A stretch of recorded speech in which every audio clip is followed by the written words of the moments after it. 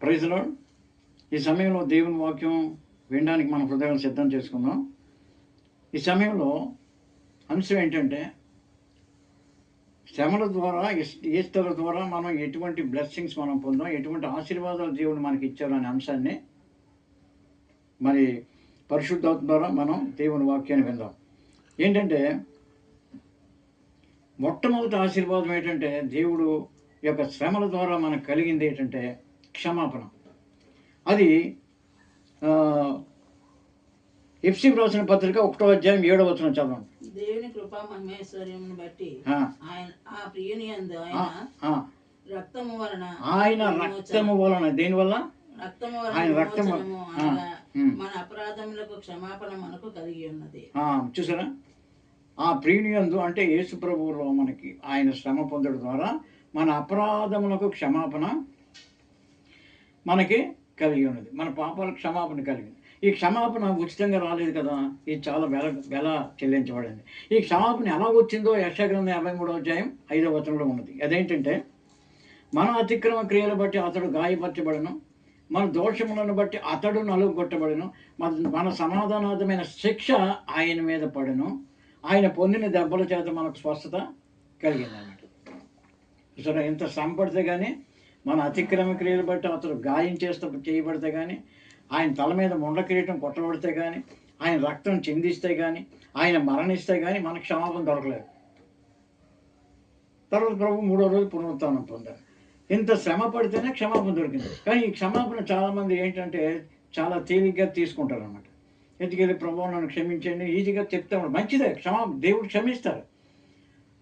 క్షమించడానికే కదా ఈ లోకానికి వచ్చారు, క్షమించడానికే కూడా మన కోసం ఆయన ప్రాణం పెట్టారు, రక్తం కాచారు. కానీ అది చాలామంది ఈజీగా తీసుకుంటారు.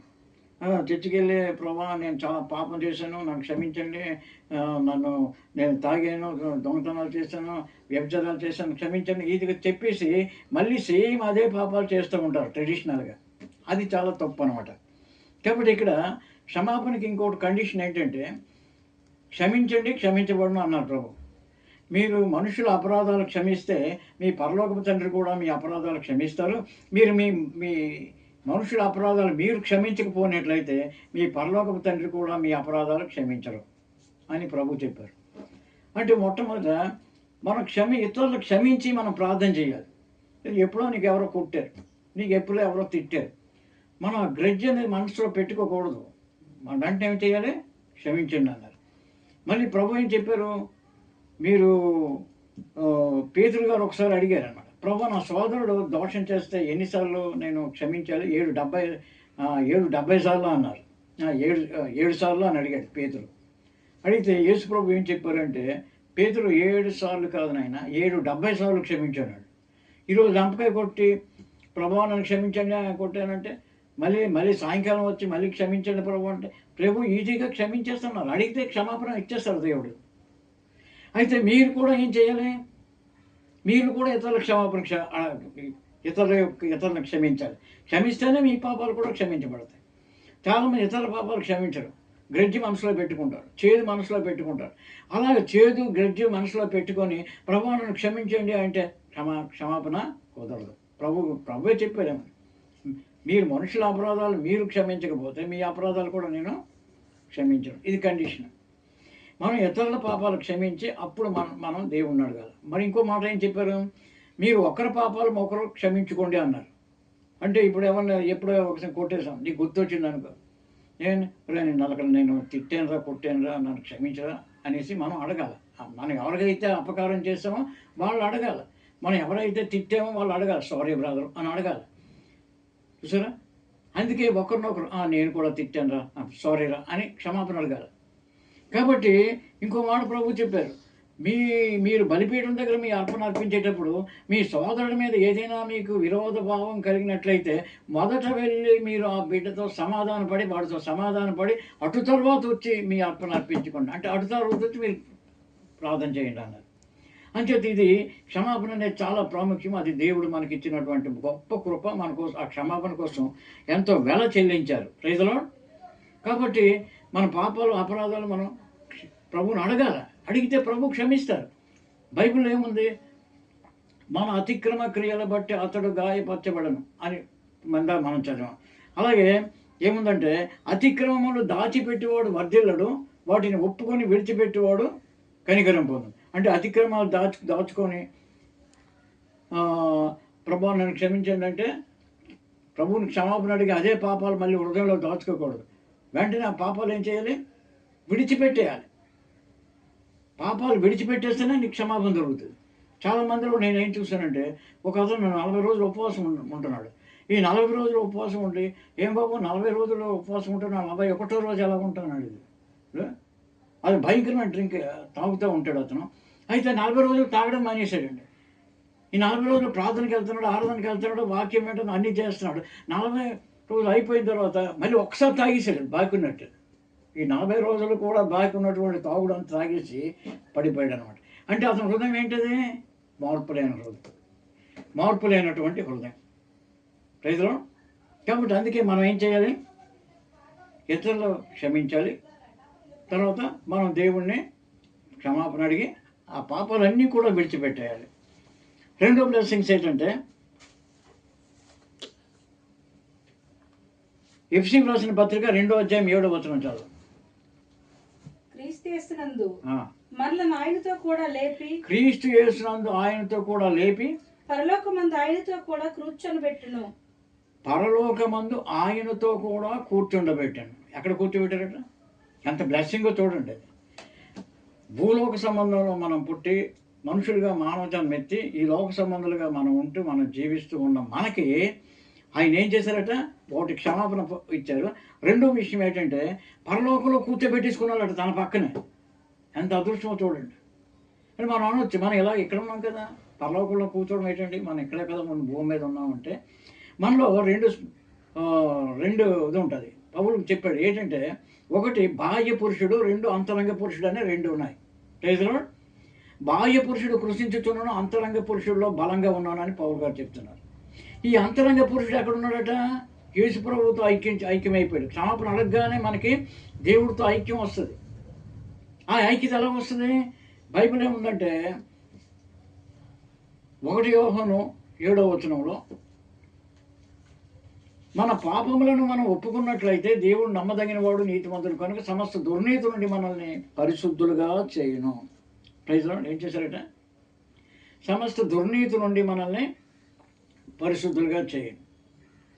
మన పాపములు మనం ఒప్పుకుని ఎడల ఆయన నమ్మదగిన వాడు, నీతిమంతుడు గనుక మన పాపములను క్షమించి సమస్త దుర్నీతి నుండి మనల్ని పవిత్రులుగా చేయును. సమస్త దుర్నీతి నుండి పరిశుద్ధులుగా చేయను అంటే నువ్వేమవుతావు?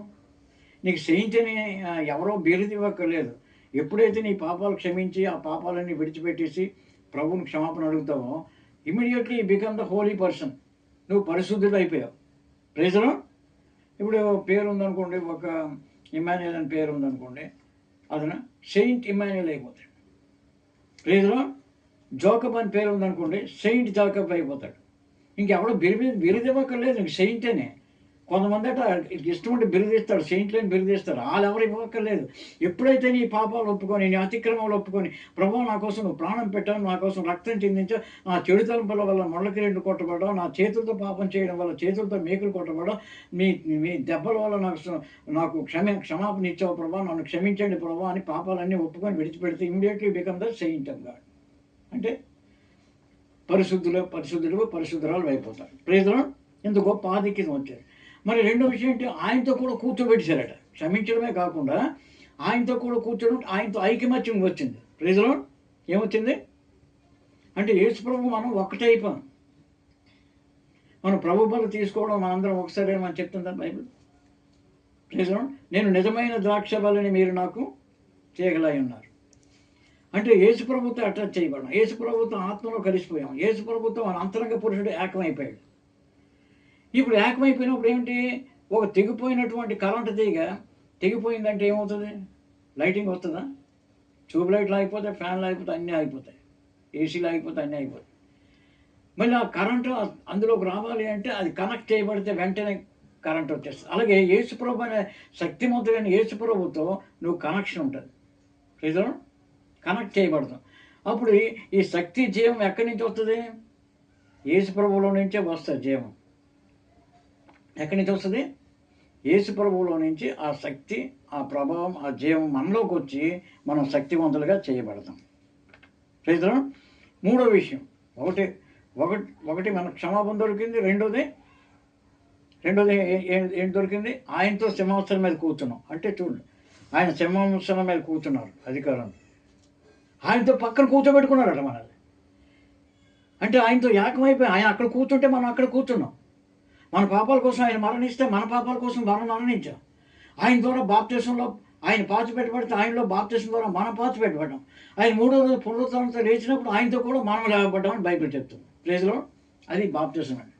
అంటే ఇక్కడ మనకి ఇన్ని బ్లెస్సింగ్స్ వచ్చాయి. ఆయనతో కూర్చోవడం అంటే అది అనమాట. అంటే ఆయన అధిక సింహాసనం కూర్చున్న వాళ్ళు ఏం చేస్తారు? పరిపాలిస్తారు. అయితే పరిపాలన ప్రభువుతో పాటు మనం పరిపాలిస్తాం. ప్రభువుకు ఉన్నటువంటి అధికారం మనకు కూడా ఇచ్చారు ప్రభు. Praise the lord. యేసు ప్రభు ఏమన్నారు? పాములను తేలను తొక్కుటకు శత్రు బలం అంతటి మీద నాకు అధికారం ఉంది, మీకు అధికారం ఇచ్చాను, ఏది మీకు ఎంత మాత్రం హాని చేయదు. భూమి మీద దేన్ని బంధిస్తారో పరలోకంలో బంధించబడుతుంది, భూమి మీద దేని విప్పుతారో పరలోకంలో విప్పబడుతుంది. దేన్ని బంధించాలా? చీకటి శక్తులు, దుష్టాత్మలు, వ్యభిచారాత్మలు, అనేకమైన దుష్ట శక్తులు ఆకాశంలో అలా ఎగురుతూ ఉంటాయి. ఈ అన్ని దురాత్మలు, దెయ్యపు ఆత్మలు అన్నీ కూడా ఏం చేస్తుంటాయి? మనుషుల్ని అనేకమైన పాపాల్లో నడిపిస్తూ ఉంటాయి. వీటిని బంధించే అధికారం ఎవరికి ఇచ్చారు? దేవుడు బిడ్డలకు ఇచ్చారు, సంఘానికి ఇచ్చారు. ఈ అధికారం ఇచ్చారు అంటే ఆయనతో కూడా మనం పరిపాలించడం అంటే అది. Praise the Lord. ఈ అధికారం మనకి ఇచ్చారు దేవుడు. కాబట్టి మనం ఈ బ్లెస్సింగ్ మనకి ఇచ్చిన తర్వాత ప్రభు మనకేంటంటే మూడో బ్లెస్సింగ్ ఏంటంటే పరలోక పౌరసత్వం ఇచ్చారు. Praise the Lord. ఎక్కడ పౌరసత్వం ఇచ్చారు? ఈరోజు నాకు మన ఇండియాలో జన్మిస్తాం కానీ నాకు ఆ దేశం పౌరసత్వం ఉంటుంది, ఈ దేశం పౌరసత్వం ఉంటే బాగుంటుంది అనుకుంటాం మనం చాలామంది. ఏ దేశంలో పుడితే ఆ దేశ పౌరసత్వం వచ్చేస్తుంది మనకి కదా. కాబట్టి భూమి మీద పుడితే భూలోకంలో ఉన్న ఏ దేశంలో పుడితే ఆ దేశ పౌరసత్వం వచ్చేస్తుంది. కానీ పరలోక పౌరసత్వం రావాలంటే ఎలా ఉండాలి? ఆయనలో జన్మించాలి. వాడు కొత్తగా జన్మిస్తేనే కానీ దేవుని రాజ్యంలో ప్రవేశించలేడు. చూడండి, ఎఫ్సి రాసిన పత్రిక 2:19 చదవండి. ఎఫ్సి 2:19. కాబట్టి మీరు ఇక మీదట పరజనులను పరజనులను ఉండక పరిశుద్ధులతో ఏకపట్నస్తులు అంటే అర్థం ఏంటి? పరలోకంలో పరిశుద్ధులతో ఏకపట్నం అంటే ఆ పరలోక పట్టణస్తులుగా మనం మారిపోయాం అన్నమాట. దాని అర్థం అంటే భూ సంబంధంగా పుట్టాం కానీ ఈ కొత్త జన్మ ద్వారా రక్షించబడడం ద్వారా ప్రభు జనన మరణ పునరుత్థానం ద్వారా మనం రక్షించబడడం ద్వారా ఎక్కడ పౌరసత్వం ఇచ్చారట? పరలోకంలో ఏకపట్టణస్తులు అయిపోయి. ఇంకా చదవనా? దేవుని ఇంటి వారునై ఉన్నారు. అదే ఫిలిప్పీ రాసిన పత్రిక 3:18 చదవండి.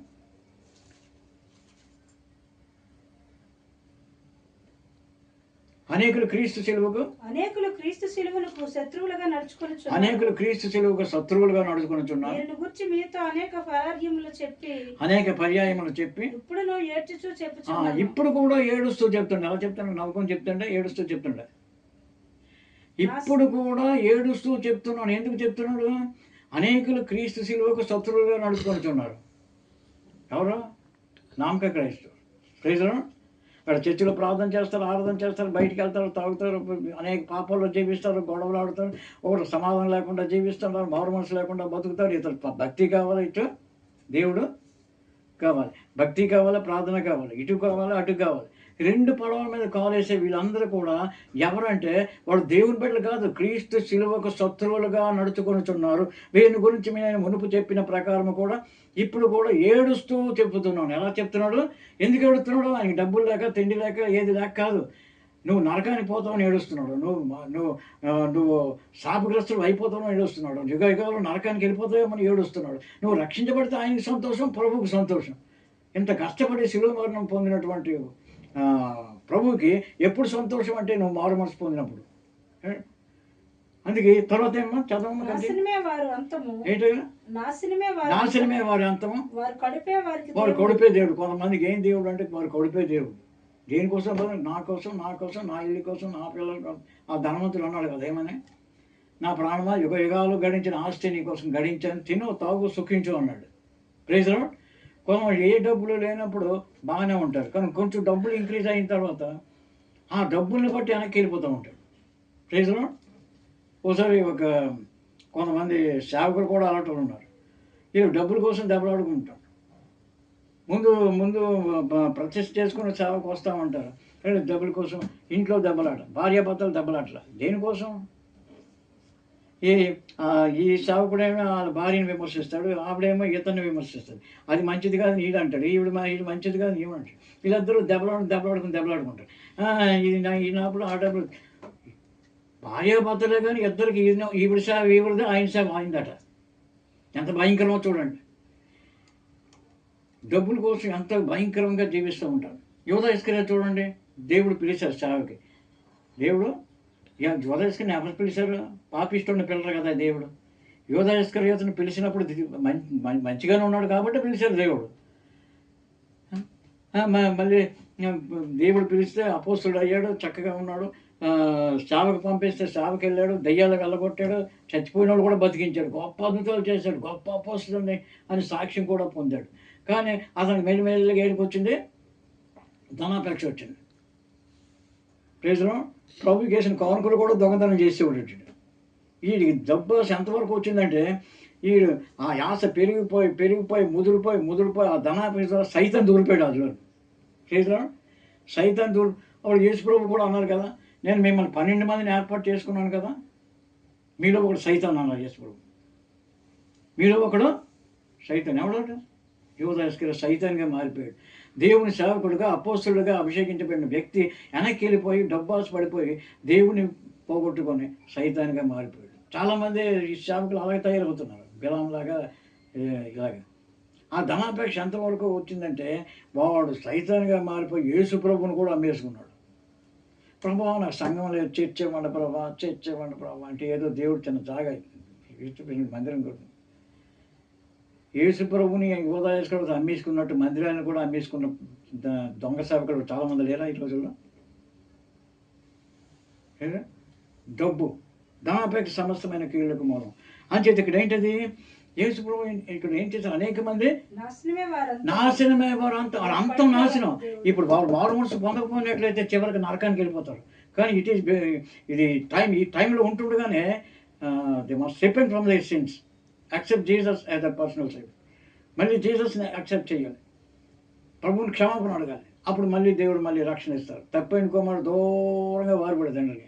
ఎంత దూరం వెళ్ళిపోయాడంటే తండ్రికి వాడికి సంబంధం లేనంత దూరం వెళ్ళిపోయాడు. సంబంధాన్ని కట్ చేసేసుకున్నాడు, సంబంధాన్ని తెంపేసుకున్నాడు. తండ్రి నీకు నాకు సంబంధం ఇచ్చా కదా డబ్బు, అంతే. డబ్బు పట్టుకుని వెళ్ళిపోయాడు. డబ్బు పట్టుకుని వెళ్ళిపోయి ఇష్టం వచ్చిన తాగి తందనాలని మొత్తం అంతా పోగొట్టుకొని చివరికి ఏమి దిక్కు లేక పందుల మేపు పొట్టు దగ్గరికి వెళ్ళిపోయి ఆ పందుల మేపు పొట్టులో మేపుకొని ఒక బానిసగా అయిపోయాడు. ప్రేజలో ఒక బానిసగా అయిపోయాడు. చివరికి ఏమైపోయింది? మళ్ళీ ఆడికి బుద్ధి వచ్చి తండ్రి ఇంటికి వచ్చాడు. దేవుడు ఆపర్చునిటీ ఇస్తాడు మారు మనసు పొందడానికి. ఈ అవకాశాన్ని చేరుకోకూడదు. కానీ మళ్ళీ ఆ ధనాపేక్ష తొలగించుకొని మారు మనసు పొందినట్లయితే దేవుడు మళ్ళీ ఆ రక్షణ ఇస్తారు. లేదు తర్వాత ఏమైందమ్మా చదువు. వారు తమ సిగ్గుపడవలసిన భూ సంబంధమైన వాటి మీదే మనసు పెట్టుకుంటున్నారు. మనసు ఎక్కడ ఉందట? భూ సంబంధమైన వాటి మీద. లోకం ఎప్పుడు అడిగి లోకమే కావాలి, దేవుడు అక్కర్లేదు. మన పౌరస్థితి పరలోకంలో ఉన్నది. అక్కడ నుండి ప్రభువైన యేసుక్రీస్తు అను రక్షకుని నిమిత్తమును కనిపెట్టుకున్నాము. మన పౌరస్థితి ఎక్కడ ఉందండి? పరలోకంలో ఉంది, భూమి మీద లేదు. పరలోకంలో మనకి ఆశీర్వాదంలో ఒకటి క్షమాపణ, రెండోది ఆయన పక్కన కూర్చోబెట్టుకొని క్షమించి పరలోకంలో మన అంతరంగ పురుషుడు ఆయన పక్కన కూర్చున్నాడండి. మనం కూర్చున్నామాట. మనం ఇప్పుడు ఎక్కడ కూర్చున్నాం? మనం భూ సంబంధం కాదు, పరలోక సంబంధం, పరలోక పట్టణ పౌరులే మనం. ప్రేజలో అంచేత ఈ పరలోక సంబంధమైనటువంటి ఆత్మతో నింపి మనం పరలోక సంబంధాలుగా దేవుడు చేశారు. అయితే ఈ రోజుల్లో భక్తి ఎలా ఉందంటే ఎంత గొప్ప ఆధిక్యత ఇచ్చారు దేవుడు. మనం మార్పిచ్చి తనతో పరలోకంలో కూర్చోబెట్టుకొని తనతో మనల్ని పరిపాలించడానికి ఎంత ఆధిక్యత ఇచ్చినటువంటి దేవుడు, ఎంత ఆశీర్వాదం ఇచ్చినటువంటి దేవుడు, తన బిడ్డలుగా చేసుకున్నటువంటి దేవుడు. మనకిప్పుడు పరలోక సంబంధమైన పౌరసత్వం కూడా ఇచ్చేసినటువంటి ప్రభు. ప్రజలు పరలోక పట్టణ పౌరులుగా మార్చారు. అంటే పరలోకస్తులకి పరలోక సంబంధమైన గుణాలు ఉంటాయి, భూ సంబంధాలకి భూ సంబంధమైన గుణాలు ఉంటాయి. ప్రజలు పరలోకస్తులకి ఎలా ఉంటాయి? ఒక అమ్మగారు అన్నారు, ఏమండి మనం పలానా ఊరు పౌరులేం కదండి, పలానా చేస్తాం. ఏ ఊరికి ఆ ఊరు ఆత్మ ఉంటుంది, భూ సంబంధమైన ఆత్మ కలిగిన వాళ్ళు భూ సంబంధమైన బుద్ధులే ఉంటాయి. మనం పరలోక సంబంధం కాబట్టి మనకి పరలోక సంబంధమైన గుణాలు ఉండాలి అన్నాడు. పరలోక సంబంధం అంటే ఏంటి? పరలోకం నుంచే కదా మనకు దేవుడు పరిశుద్ధాత్మను పంపి ఉన్నారు, పరిశుద్ధాత్మ శక్తిని మనం పొంది ఉన్నాం. అంటే యేసు ప్రభు పరిశుద్ధాత్మ దేవుడు, తండ్రి అయిన దేవుడు మనలో నివసిస్తారు. కాబట్టి ఈ విధంగా దేవునికి ఆలయంగా మార్చడానికి ఎంత అవకాశం ఇచ్చి ఉన్నారు అంటే ఎంత గొప్ప భాగ్యాన్ని ఈ ఆశీర్వాదాలతో ఇచ్చారు. అయితే మనకేంటిది, ఎంత ఆశీర్వాదాలు ఇచ్చినటువంటి దేవుడు మనల్ని భక్తిగా ఉండమని చెప్తే ఈరోజు భక్తిగా ఉండటం లేదు కదా జనాలు.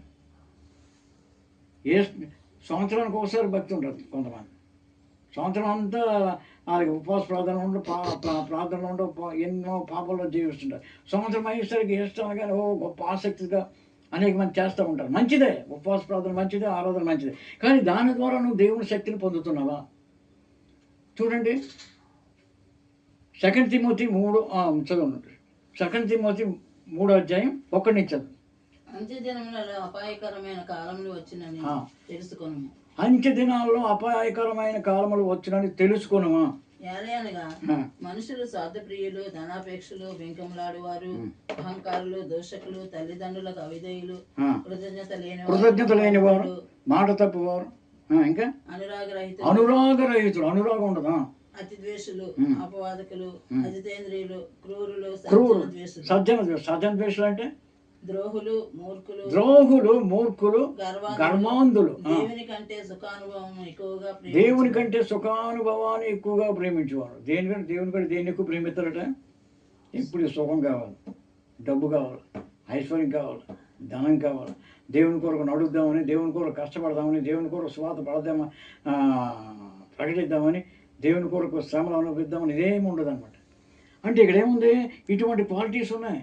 అనేకములు క్రీస్తు శిలువకు శత్రువులుగా నడుచడమే కాకుండా ఏంటి, స్వార్థప్రియులు, ధనాపేక్షలు, గర్వంధులు, మూర్ఖులు. అంత్య దినాల్లో ఈ అపాయకరమైన కాలాల్లో మనం ఉన్నాం, మనం జీవిస్తున్నాం. చాలామంది సోకాల్డ్ క్రిస్టియన్స్ కూడా ఇటువంటి చెడు గుణాలు, క్రిస్టియన్స్ అని పేరు చెప్పుకున్న వారే ఇటువంటి చెడు గుణాలు మనం చూస్తున్నాం. తర్వాత ఏముంది, పైకి భక్తి గల వారు ఉండి పైకి మాత్రం భక్తి ఉంటుంది. ఏం బ్రదా 40 రోజులు ఉపవాసం బ్రదా, 41 రోజు ఎలా ఉంటాయి బ్రదా, 42వ రోజు ఉంటాయి బ్రదా, సంవత్సరం అంతా మారుమనిసి పొందాలా. ఇప్పుడు యేసుప్రభు ఎక్కడున్నారు? ఆ శిలువ బొమ్మ దగ్గరికి వెళ్ళి ఇలా ఏడ్చేయడం కాదు. ఎక్కడ ఉన్నారు యేసుప్రభు? పరలోక రాజ్యంలో ఉన్నారు. ఇప్పుడు యేసుప్రభు శిలువలో లేరు. ప్రైజ్లో పరలోక రాజ్యంలో ఉన్నారు. ఆల్రెడీ ప్రభు రక్షించేది మనకి. సంవత్సరానికి ఒకసారి మనకు రక్షణ ఇవ్వరు దేవుడు. ఆల్రెడీ ఎప్పుడైతే నువ్వు మారుమనసు పొందావో, ఎప్పుడైతే యేసుప్రభుని హృదయంలో చేర్చుకున్నావో, ఎప్పుడైతే పరిశుద్ధపరచబడవో, అప్పుడే యేసయ్య నీలోకి వచ్చేసారు. కాబట్టి ఇప్పుడు ఎక్కడున్నారు? నీలో యేసుప్రభు ఉన్నారు, ఆయనలో ఉన్నారు. ప్రైజ్లో ఏం ప్రభు చెప్పారు కదా, మీరు నా యందును నా మాటలు మీలో ఉంటే ఏది ఇష్టమో అడగండి అన్నారు. నేను నిజమైన ద్రాక్షవల్లిని, మీరు నాకు కొమ్మలు అన్నారు, తీగలు అన్నారు. మీరు నాలో నిలిచి ఉంటే మీరు ఫలిస్తారని చెప్పారు. కాబట్టి ఇక్కడ మనం చూసినట్లయితే యేసు ప్రభువులో మనం ఉన్నప్పుడు మనం గొప్ప ఆశీర్వాదాలతో మనం వచ్చినట్లుగా మనం చూస్తున్నాం. పైకి భక్తిగా ఉండి కూడా ఈ దేవుని శక్తిని పొందకుండా, దేవుని ఆత్మను పొందకుండా, దేవుని ఆశీర్వాదాలు పొందకుండా, దేవుని వాక్యానుసారంగా జీవించకుండా, దేవుని వాక్యంగా వింటే నువ్వు అట్టి వారికి సపరేషన్గా ఉంటున్నారు దేవుడు. ప్రైజ్లో 4th బ్లెస్సింగ్స్ ఏంటంటే ప్రభు మనల్ని నూతన సృష్టిగా మార్చాడు. చూడండి 2 కొరింథీ 5:17 చదువు. 5:17 2 కొరింథీ. ఎవడైనా క్రీస్తులో ఉంటే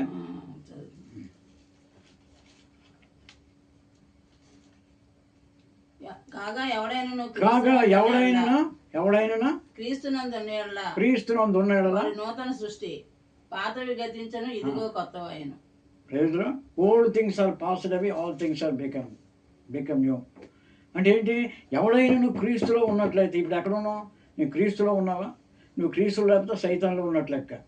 సైతంలో ఉంటే నువ్వు లోక సంబంధంగా ఉంటే దెయ్యం గుణాలు అన్నీ ఉంటాయి, పాపిష్టి పనులన్నీ ఉంటాయి. నువ్వు యేసు ప్రభువులో ఉన్నావు అనుకో, ఆయన గుణాలు ఉంటాయి. అదే నూతన సృష్టి. ప్రైజ్లో ఎవడైనా క్రీస్తులో ఉన్నట్లయితే వాడు నూతనమైన సృష్టి, పాతవి గతించిన. ఏంటది? ఇదిగో కొత్తవాయన. ఇదిగో కొత్తవాయన. అన్నీ కొత్త అయిపోయాయి. మైండ్ కొత్త అయిపోవాలి, మాటలు కొత్త అయిపోవాలి, నీ నడవడి కొత్త అయిపోవాలి, సమస్తం కొత్త అయిపోయింది. Praise Lord. నువ్వు కొత్తగా అయిపోయావు, హృదయం కొత్త అయిపోవాలి. ఇది కొత్తదనం ఉంటే కదా నువ్వు క్రీస్తులో ఉన్నట్టు. కొంతమంది యేసుప్రభువుని నమ్ముకుంటారు, నేను అన్ని సంవత్సరాలైనా స్పిరిచువల్ ఎదగరు. వాళ్ళకి ఉపవాస ప్రార్థన నడిపించడం రాదు, ఒక ఆరాధన నడిపించడం రాదు, ఒక వాక్యం ప్రకటించడం రాదు. ఎన్ని సంవత్సరాలు యేసుప్రభు అంటున్నారు ఇలాంటి బిలీవర్స్. ఆదివారం అపోస్తుల సంఘాలు కూడా ఇలా జరుగుతున్నాయి. ఆదివారం వచ్చేసరికి బోడు జనం ఉంటారు, కానీ ఒకరికొకరికి ఈడి మొఖం ఆడి తెలియదు, ఆడి మొఖం ఈడి తెలియదు, అలా వెళ్ళిపోతారండి. మీరు ఒకరికొకరు ప్రార్థన చేయండి, ఒకరికొకరు సమాధానంగా ఉండాలని చెప్పారు కదా. ఒకరి పాపాలు ఒప్పుకొని చెప్తారు దైవజనం, కానీ ఎవరు చేయటం లేదు అలాగా. కానీ కొంతమంది అపోస్తులు అలా కట్టారు ఫేజ్లో. అందుకే ప్రతి అపోస్తుడిని గమనించి ఆ అపోస్తులు ఎలా కడుతున్నారో గమనించండి అని చెప్పారు దేవుడు. కాబట్టి ఇక్కడ మనం చూసినప్పుడు నూతనమైన సృష్టి, పాతవి గతించను, సమస్తం కొత్తవైపోయాను. పాత గుణాలు, పాత స్థితి, పాత పాపాలు అన్నీ గతించిపోయి అన్నీ కొత్తవైపోయి. అంటే యేసుప్రభు యొక్క మనస్సు, యేసుప్రభుల మాటలు, యేసుప్రభు యొక్క గుణగణాలు, ఇవన్నీ కూడా పరలోక సంబంధమైన గుణగణాలన్నీ రావడమే కొత్త సృష్టి. రైతులు ఇది రాకపోతే ఏమవుతుంది? ట్రెడిషనల్గా అది ఎక్కువ జనాలు వెళ్ళిపోయి మారు మనసు పొందకుండా ప్రార్థనలు ఉంటాయి, మారు మనసు లేకుండా ఉంటే యెషయా గ్రంథంలో కూడా మనకు వాక్యం ఇలా చెప్తుంది అన్నమాట. ఏమని? అందరూ దేవుడిని వెంబడిస్తున్నారు, కానీ వాళ్ళ క్రియలు అన్నీ చెడ్డవి. ఇటు దేవుడిలోకి వస్తున్నారు, దేవుడిలో ప్రార్థన చేస్తున్నారు, పండుగలు చేస్తున్నారు, ఆరాధన చేస్తున్నారు, అన్నీ చేస్తున్నారు, మళ్ళీ పాపంలో జీవిస్తున్నారు. అటువంటి వాటితో దేవుడు ఏమన్నారో ఒకసారి చూడండి. యెషయా గ్రంథం 1:12 చదవండి. నా సన్నిధిని కనబడాలని మీరు వచ్చుతున్నారా? నా సన్నిధిని కనబడాలని మీరు వచ్చుతున్నారా? నా ఆవరణములను తొక్కుటకు మిమ్మల్ని రమ్మన్నవాడు. నా ఆవరణాలు తొక్కడానికి మిమ్మల్ని రమ్మన్నవాడు ఎవడు? మీ నైవేద్యం వ్యర్థము. మీ నైవేద్యం అంటే అది నాకు అసహ్యం కొంచెం దోపాలు. మీ ప్రార్థన, దోపం అంటే ప్రార్థన సదృశ్యం కదా. అది నాకు అసహ్యము పుట్టించి దోపార్పణ అని చెప్తున్నారు. అప్పుడు నీ సన్నిధి మారు మనసు లేకుండా నా సన్నిధి కనబడాలని మీరు వచ్చుతున్నారా? నా ఆవరణాలు తొక్కడానికి మిమ్మల్ని రమ్మన్నవాడెవడు? మీ నైవేద్యం వేద్దాం. ఇంకా దానికి తేకుడి, అమావాస్య, విశ్రాంతి దినమును, సమాజ కూట ప్రకటనను జరుగుతున్నవి. గొప్ప సభలు జరుగుతున్నాయి. పాపుల గుంపు కూడిన ఉత్సవ సమాజం నేను ఆచుజారను. ఏమంటున్నారు దేవుడు? పాపులు గుంపు కూడిన సమాజాన్ని, ఉత్సవ సమాజాన్ని నేను ఆచుజారను. మరి మరి పాపుల కోసం వచ్చారు కదా యేసయ్య, పాపాలు క్షమించడానికి వచ్చారు కదా. మరి ఈ పాపులు ఎక్కడి నుంచి వచ్చారు అంటే ప్రభువు నుంచి ఇంకా క్షమాపణ పొందాలి. వీళ్ళందరూ నామక క్రైస్తవు, క్రైస్తవులు మారు మనసు లేని నామకార్థ క్రైస్తవు. వీళ్ళు దేవుడి కోసం సమాధానంగా కూడిపోతుంటారు, ప్రతిరోజు వెళ్తూ ఉంటారు, కానీ మార్పు పొందటం లేదు. క్రైస్తవులు అది ఇప్పుడు వచ్చింది. అందుకే అలాంటి వాళ్ళతో దేవుడు ఏం చెప్తున్నారు చదవండి. అదే మీరు మీ అమావాస్య ఆశ్రయము నియామక కాలములను నాకు హేయములు, అవి నాకు బాధాకరములు, వాటిని సహింపలేక విసిరి ఉన్నాను. మీరు మీ చేతులు చాచినప్పుడు చూడక నా కన్నులు కప్పుకొందును. మీరు మీ చేతులు చాపినప్పుడు మిమ్మల్ని చూడకుండా నా కళ్ళు కప్పుకొందును అంటారు దేవుడు. ఎవరితోనే? యేసుప్రభు చేతులు చాపుతున్నారు, కానీ దేవుడు చూడ కళ్ళు కప్పుకుంది. ఎందుకంటే పాపంలో జీవించి ప్రార్థనలు చేస్తే దేవుడి దగ్గరికి వెళ్ళాలి.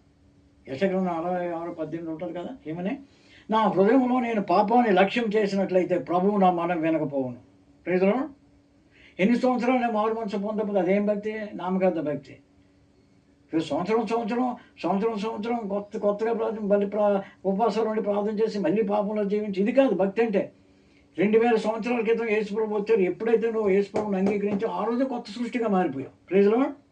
భక్తి అనేది 365 రోజులు ఉండాలి, కానీ సంవత్సరానికి ఒకసారి ఉన్నది భక్తి కాదు. అలా చేస్తే ఏటవుతుంది?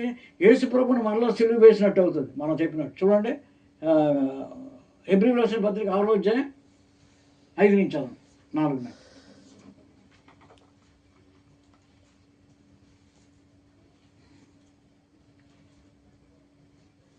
ఒకసారి వెలిగింపబడి పరలోక సంబంధమైన వరమును రుచి చూసి పరిశుద్ధాత్మలో పాలివారై దేవుని దివ్య వాక్యమును రాబో యుగ సంబంధమైన శక్తుల ప్రభావమును అనుసరించిన తరువాత తప్పిపోయిన వారు తమ విషయంలో దేవుని కుమారుని మరలా సిలువ వేయచ్చు. తమ విషయంలో తప్పిపోయిన వారు మళ్ళీ పాపాలన్నీ ఇక్కడ ఒప్పేసుకొని మళ్ళీ వీధిలోకి వెళ్ళి మళ్ళీ తాగడం, మళ్ళీ వ్యభిచారాలు చేయడం, మళ్ళీ అక్రమాల్లో జీవించడం, ఒకరినొకరు ద్వేషించుకోవడం, సమాధానం లేకుండా ఇలాంటి వాళ్ళందరూ తమ విషయంలో దేవుని కుమారుని మరలా సిలువ వేయటం అంటే మరలా ఏం చేస్తున్నారు? బాటంగా అవమానపరుస్తున్నారు. ఓ క్రిస్టియన్ క్రైస్తవులాగా ఉండాలి, కానీ ఓ పాపిలాగా ఉన్నట్లయితే వాడు దేవుణ్ణి అవమానపరుస్తున్నాడు. ఒక క్రైస్తవుని చెప్పుకొని పాపంలో జీవించినట్లయితే వాడు దేవుని కుమారుని అవమానపరుస్తున్నాడు. ఓ క్రైస్తవుని చెప్పుకొని నువ్వు బ్రాందీ షాప్లో తాగి ఇష్టం వచ్చినట్టు జీవిస్తే నువ్వు దేవుని కుమారుని అవమానపరుస్తున్నావు. పేరేంటే జోదప్పండి, పీటర్ రాక్రెస్ జాక్సన్ అండి, పేరు మాత్రం గొప్పదే. Praise lord. అందుకే ఇది జాగ్రత్తగా ఉండాలి. ఇర్మియా గ్రంథంలో కూడా ఈ ఉపవాస ప్రార్థన చేసిన వాళ్ళు ఏమన్నారంటే దేవుడు చూడండి, ఇర్మియా గ్రంథం 14:12 చదువు. చూసారా? మీరు ఉపవాసం ఉన్నప్పుడు నేను వారి మరణ వినను, వారు దహనబలైనను నైవేద్యమైనను అర్పించినప్పుడు నేను వాటిని చూసారు ఏమంటారు ఇక్కడ దేవుడు? ఎవరితో అంటాడంటే వారు ఉపవాసం ఉన్నప్పుడు నేను వారి మొరను వినను. ఉపవాసం ప్రార్థన చేసిన వారితో అంటారు మీ ప్రార్థన అసహ్యం రా అని. ఇంకా మీ దహనబలైన నైవేద్యమును నేను అర్పించినప్పుడు నేను వాటిని అంగీకరించను. ఖడ్గం వల్లను సయం వల్లను తెగులు వల్లను వారు నాశనం చేస్తారు. ఖడ్గం వల్ల, తెగులు వల్ల, క్షామం వల్ల నాశనం చేస్తాను అంటున్నారు. చూసారా? క్రైస్తవులు చెప్పుకొని పాపంలో జీవించే వారు కూడా నరకానికి పోతారు. అందుకే జాగ్రత్తగా ఉండాలి. పాపంలో జీవించి కూడా క్రైస్తవులని ప్రార్థనలు చేస్తున్నాము, ఆరాధనలు చేస్తున్నాము, ఉపవాసాలు ఉంటున్నాము. ఈ భక్తి అంతా కూడా మారు మనసు పొందకపోతే వ్యర్థమైపోతుంది. నేను కూడా చాలా కాలం నామకాది క్రైస్తవులు జీవించాను. క్రైస్తవులు చర్చిలోకి వెళ్ళి అన్ని బొమ్మలు, అన్ని యేసు ప్రభు బొమ్మకి దండం పెట్టా, మరియమ్మ గారి బొమ్మకి, జోసెఫ్ గారి బొమ్మకి, అంతోని గారి బొమ్మకి, అన్ని బొమ్మలకి ముద్రెట్టాను. అంత భక్తున్నావు నేను అనుకునేవాడిని. ఇప్పుడు అది నీ భక్తి వ్యర్థంలో అన్నారు దేవుడు. క్రైస్తవులు అది కాదు భక్తి అంటే. అందుకనే నిజమైన మారు మనసు పొందితేనే నీకు చేస్తున్న నిజంగా ఈ ఆశీర్వాదాలన్నీ నీకు వచ్చేస్తాయి. ప్రైజ్లో ఈ ఆశీర్వాదాలు నీకు యేసు ప్రభు నామములో కలగాలని నేను కూడా ప్రార్థన చేస్తున్నాను. మేము కూడా ప్రార్థన చేస్తుంటాం. చూడండి, ఒకటేంటి క్షమాపణ దొరికింది, రెండో ఏంటి ఆయన పక్కన కూర్చోబెట్టుకున్నాడు. పరలోకంలో ఆయన పక్కన కూర్చోబెట్టుకున్నాడు. నీ శరీరం ఎక్కడ ఉంది, కానీ నీ యొక్క బీజం అక్కడ ఉంది. ఎక్కడుంది? యేసు ప్రభుత్వం ఉంది. యేసు ప్రభుత్వం నువ్వు పరిపాలిస్తున్నావు. మూడోదేంటి? పౌరసత్వం ఇచ్చారు దేవుడు. ప్రైజ్లో నాలుగోది ఏంటి? నూతనమైన సృష్టిగా దేవుడు మార్చారు. ఈ ఆశీర్వాదాలన్నీ నీకు కలగాలి అంటే నిజమైనటువంటి మార్గంలోకి రావాలి. ప్రైజ్లో నిజమైన మారు మనసు పొందాలి. నువ్వు ప్రార్థన చేస్తున్నావు అంటే నువ్వు భక్తి చేస్తున్నావు అంటే తప్పగా మార్పు పొందాలి. ఏదైనా బలహీనత ఉందనుకోండి, ప్రభావం నేను ఒకసారి శిష్యులందరూ ఓ దెయ్యాన్ని వెళ్ళగొట్టారు. దెయ్యాన్ని ఆ దెయ్యం పోలేదు. ఆ శిష్యులు వెళ్ళగొడితే దెయ్యం పోలేదు. అప్పుడు ప్రభు మేమెందుకు నాయన యేసు ప్రభు వచ్చి ఆ దెయ్యాన్ని వెళ్ళగొడిచాం. ప్రభు మేమెందుకు ఆ దెయ్యాన్ని వెళ్ళగొట్టలేకపోయామంటే మీలో శక్తి లేదన్నారు యేసు. పైకి భక్తి అయితే ఉంది, కానీ మీలో శక్తి లేదు. ఉపవాస ప్రార్థన ద్వారా తప్ప ఇటువంటిది వదిలిపోవటం సాధ్యం. కొన్ని మొండి దెయ్యాలు ఉంటాయి ఉపవాస ప్రార్థన ద్వారా, కొన్ని బలహీనతలు ఉంటాయి. బాబా ఈ పాపాన్ని వదలలేకపోతున్నాను, ఉపవాసం ప్రార్థన చేయి బలహీనతలు వదలడానికి. నువ్వు ఈ తప్పు నేను జయించలేకపోతున్నాను, ఉపవాసం ఉండి ప్రార్థన చేయి. ఈ అక్రమ సంబంధం జయించలేకపోతున్నాను, ఉపవాసం ఉండి ప్రార్థన చేయి, శక్తిని పొందుతావు. అది పొందకుండా నువ్వు పాపంలో కంటిన్యూ కొనసాగపడితే పరలోక రాజ్యంలో చోటు ఉండదట్టి వారు. కాబట్టి ప్రభా నన్ను పిలిచే ప్రతి వాడు పరలోకానికి వెళ్ళాడు, కానీ పరలోకంలో నా తండ్రి చిత్తం చేయవాడే ప్రవేశించను. తండ్రి చిత్తం ఏంటి?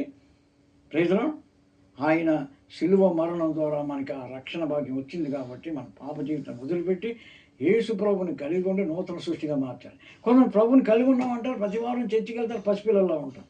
అట్టి వారితో యేసు ప్రభు పౌలు గారు ఏమన్నారో తెలుసా? నా పిల్లలారా, క్రీస్తు స్వరూపము మీలో వచ్చే వరకు నాకు ప్రసవ వేదన కలుగుతుంది అంటాడు. సరే, ఒక తల్లి తన బిడ్డ జన్మ ఇచ్చినప్పుడు ఎంతో ప్రసవ వేదన కలుగుతుంది, ప్రసవ వేదన నొప్పులు పడుతుంది, ప్రసవ వేదన.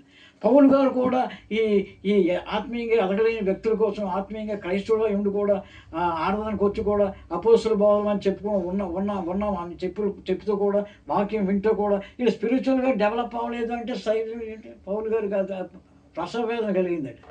ప్రైజ్లో కాబట్టి మీరు క్రీస్తు స్వరూపం మీలో వచ్చే వరకు క్రీస్తు వలె మీరు మారే వరకు నాకు ప్రసవ వేదన కలుగుతుందంటారు పౌలు గారు. Praise the lord. ప్రభు ఈ మాటలు దీవించగాక ప్రార్థన చేసుకుందాం. మహాపరిశుద్ధుడైన మహాగణుడైన ప్రియ పరలోకపు తండ్రి, మీ పరిశుద్ధ నామానికి స్తుతులు స్తోత్రాలైనా అయ్యా. మీ ప్రియ బిడ్డనాయన మీ వర్తమానం అందించారు ప్రభు. అవునయ్యా, నిజమైన యొక్క శ్రేదంట తండ్రి అయ్యా, మీరు మా కోసములైన సమస్తాన్ని చేశారు ప్రభు. మరి మేము తండ్రి ఏం చేయాలని ప్రభు నాయన తండ్రి వాక్యం ద్వారా మాట్లాడే ప్రతి మాటలు వింటున్న అందరూ హృదయాల్లో నీరు కట్టి ఫలింపచేసి నాయన అయ్యా ఎటువంటి విధంగా నడుచుకోవాలో తండ్రి ప్రభు, అటువంటి మార్గమందు తండ్రి నడవడానికి సహాయం చేసి నడిపించమని నజరేయుడైన యేసుక్రీస్తు పరిశుద్ధ నామములు బట్టి ఇచ్చిన పాటి ప్రార్థన అడిగి వేడుకొని పొందుకొని ఉన్నాము నా పరలోకపు తండ్రి. ఆమేన్.